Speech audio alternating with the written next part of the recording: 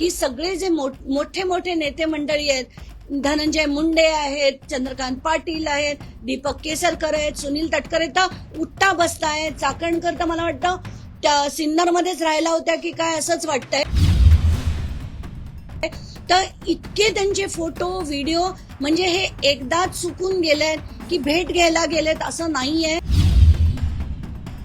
निकटवर्तीय दीपक लोंढे त्यांची एसआयटी चौकशी कसून करण्यात आलेली आणि या चौकशीतून समोर आलेले की त्यांचे व्यावसायिक संबंध होते. या चौकशीतून आता आणखी नवीन राजकीय नेत्यांची नावं समोर येतील असं एसआयटीच्या सूत्रांचं म्हणणं आहे. मी दीपक केसरकरांचे एक नाही अनेक फोटो अनेक वेगवेगळे बघितलेत. चंद्रकांत पाटलांचे बघितलेत, तर आत्ताच्या म्हणजे भाजपच्या चंद्रकांत पाटलांचे. तर हे जे सगळं आपण बघतोय, ही सगळे जे मोठे मोठे नेते मंडळी आहेत, धनंजय मुंडे आहेत, चंद्रकांत पाटील आहेत, दीपक केसरकर आहेत, सुनील तटकरे तर उठता बसतायत, चाकणकर तर मला वाटतं त्या सिन्नरमध्येच राहिला होत्या की काय असंच वाटतंय.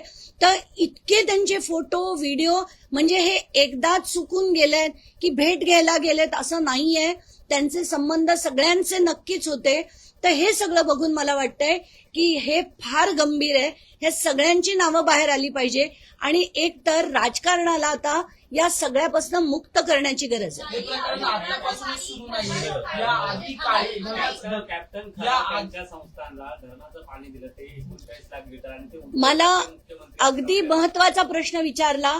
जयंत पाटलांनी त्यांच्या काळामध्ये मवियानी त्यांचं जे धरणाचं पाणी होतं ते त्यांच्या संस्थेला आरक्षित केलं. पहिलं तर हे आरक्षण काढून टाका, कारण हे जनतेचं पाणी आहे. जिथे तिथले शेतकरी आहेत त्यांना ते पाणी आधी मिळालं पाहिजे. आणि जयंत पाटलांचं सुद्धा नाव याच्यात अनेकदा येताना दिसतंय. याची सुद्धा सखोल चौकशी झाली पाहिजे. असतानाच अनेक वेळेला या प्रकरणामध्ये रुपाली चाकणकर यांचा राजीनामा मागण्यात आला होता, परंतु सुनील तटकरे हे त्यांचा राजीनामा राखून ठेवायचे, दाबून ठेवायचे असा दावा आता करण्यात आला आहे. मला एकदा नाही अनेक प्रकरणांमध्ये प्रत्येक पदोपदी रुपाली चाकणकरांना कोणी वाचवत असेल तर ते एकमेव नाव म्हणजे सुनील तटकरे.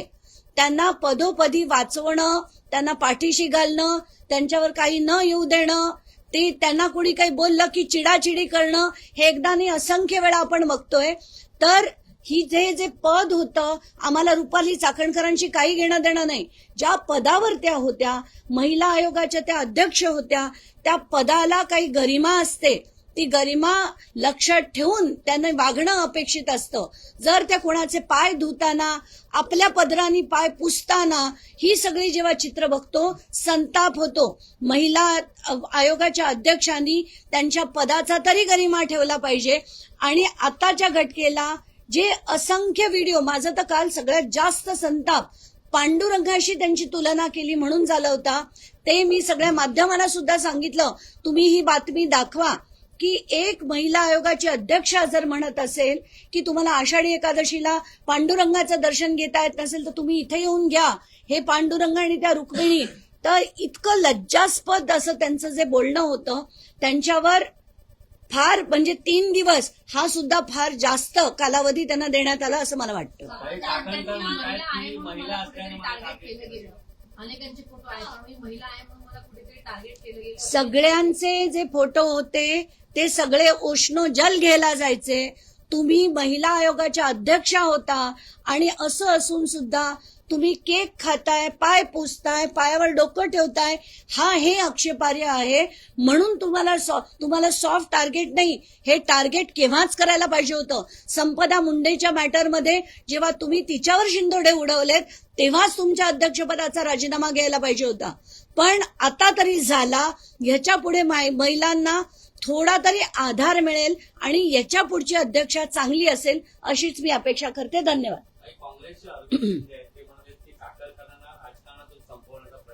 नाही, मला त्याच्यावर काहीच बोलायचं नाही. राजकारणात मला पडायचंच नाही. नाही, आताच्या घटनेला मी देखील ऐकलंय, पण जोपर्यंत आपल्याकडे काही ठोस पुरावा नाही किंवा नाही तोपर्यंत बोलणं चुकीचं ठरेल. सर्वात आधी खरा त्यांची बातमी दिली होती, त्या पत्रकाराला कुठेतरी लक्ष केलं जात असल्याचं आज कळतं. एका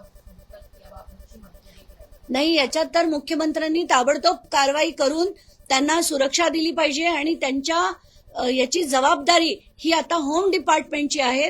आलतू फालतू लोकांना जेवढे 10 बाउन्सर्स आणि 10 त्यांच्या मागे पोलीस असतात ते काढून द्या आणि अशा लढणाऱ्या लोकांसाठी कोणीतरी तुम्ही बॉडीगार्ड द्या, अशीच विनंती मी त्यांना करेन. तुम्हाला असं वाटतं का, सुषमा अंधारे असं म्हणतात की त्यांनाही सह आरोपी करून द्या चाकणकरांना, तर ते झालं पाहिजे असं वाटतं? त्यांनी जी प्रकरणं दाबली, कारण तिथे पीडित महिला होत्या, त्या पीडित महिलांची प्रकरणं दाबली आणि त्या विकास दिवटेची जी सुइसाइड केस होती ती बंद केली. खरतांविरुद्ध त्या अनेक जणांना वेळी अवेळी फोन करायच्या, या सगळ्या गोष्टींची चौकशी झाली पाहिजे आणि प्रायमा फेसी एव्हिडन्स जर अवेलेबल असेल तर त्यांच्यावर तात्काळ FIR करून चौकशी करून कारवाई ही झालीच पाहिजे. म्हणजे म्हणून मी म्हटलं की पहिला टप्पा म्हणजे त्यांचा राजीनामा आणि आता त्यांच्यावर FIR होऊन चौकशी होऊन कारवाई झाली पाहिजे, तरच याला पूर्ण चाकणकर प्रकरणाला पूर्ण विराम मिळेल. नाहीतर खरात प्रकरण चालू राहील आणि चाकणकर त्यातनं निसटून बाहेर पडतील, तसं चालू देणार नाही. बरं, राजीनामा देताना त्यांनी अजून एक पत्र ट्विट केलं आहे. सदानंद दाते यांना त्यांनी चौकशीची मागणी केली आहे. काल तर गंमतच वाटली. त्यांनी काल दुपारनंतर सदानंद दातेंची भेट घेऊन त्यांना जे पत्र दिलं, अरे चाललंय काय बघा ना, तुमच्या विरुद्ध पुरावेचे पुरावे बाहेर येत आहेत आणि तरी राजीनामा देण्याऐवजी तुम्ही पत्र देताय की त्याची निष्पक्ष चौकशी झाली पाहिजे, अमुक झालं पाहिजे. अरे कोण बोलताय आणि काय बोलताय? म्हणजे उलटा चोरच म्हणतोय की चोरीची तपास झाला पाहिजे. तर हे गंमतच वाटली मला ते सगळं बघून. आणि सदानंद दाते अतिशय चांगले आणि हुशार ऑफिसर आहेत. त्यांना तर नक्कीच कळलं असेल हे कोण आणि कशासाठी करते. चाकणकरांनंतर सगळ्यात जास्त चर्चेचं नाव आहे ते म्हणजे दीपक केसरकर. दीपक केसरकर यांच्यावर कारवाई काय, दुसरा मुद्दा त्यांचे जे निकटवर्ती लोंढे त्यांना ताब्यात घेण्यात आलेले आहे. आताच्या घटकेला दीपक केसरकरांविरुद्ध मला सगळे अजून पुरावे मिळाले नाहीत. आज सुद्धा दुपारनंतर काही लोक येणार आहेत आणि सोमवारी येणार आहेत. तर सगळे पुरावे मी एकत्र घेऊन मग दीपक केसरकरांची पण असेल तर ती सुद्धा आपण काशी करू. फक्त आताच्या घटकेला जेवढे पुरावे आहेत तेवढंच मी बोलले. धन्यवाद. उपजिल्हाधिकाऱ्याच्या पत्नीसह कराडच्या पत्नीची देखील सामायिक मालमत्ता असल्याचा पत्नी आणि पुत्री ते मी कालच प्रेस कॉन्फरन्समध्ये मांडलं.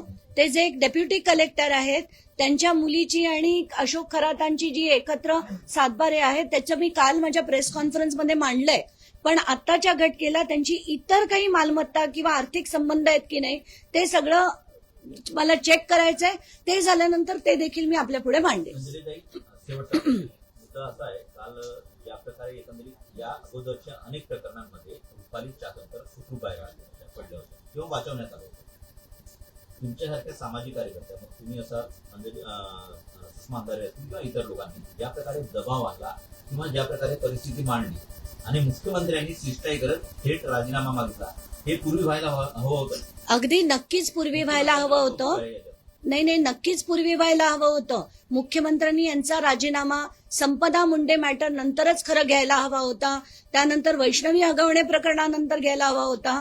पण आपण म्हणतो ना, पापाचा घडा त्यांचा भरत आला होता, आता तो भरला होता. शेवटी मला त्यांना राजीनामा द्यायला निर्देश दिले असं जेव्हा कळलं तेव्हा मला अतिशय बरं वाटलं.